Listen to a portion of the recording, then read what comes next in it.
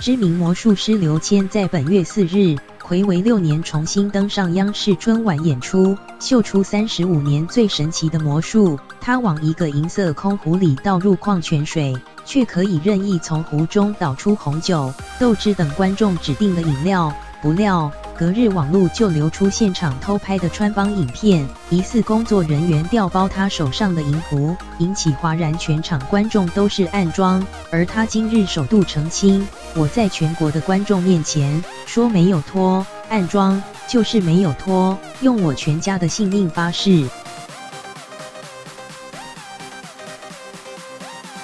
刘谦今15日在微博发文指出，现场观众看到的魔术效果和电视机前观众看到的一样。至于流传的观众偷拍穿帮视频，其实不是观众偷拍，现场观众没有看到魔术的秘密。详细情形我无法解释太多，因为牵扯到魔术行业的重要秘密，强调不可能在春晚舞台上做出串通全场观众的举动。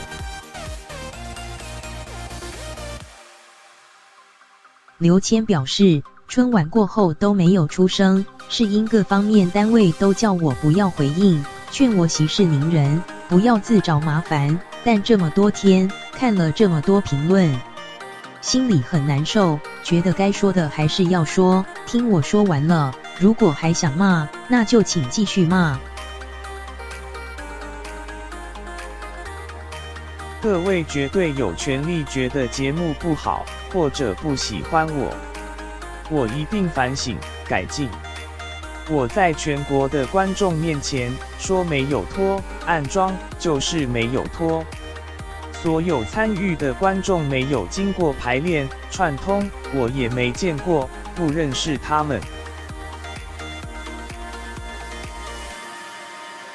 我现在可以再说一次，用我全家的性命发誓。大家可以批评我的人格，但请不要质疑我的业务能力。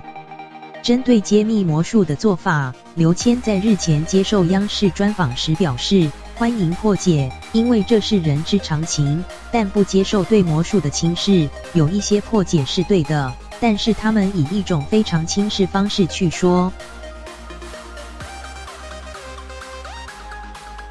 放一面镜子，你知道多难放？角度要调好几个月，灯光要打好几个小时，只是看起来很简单。魔术的秘密看起来都很简单，其实超级复杂的。实习编辑斜线郑雨辰。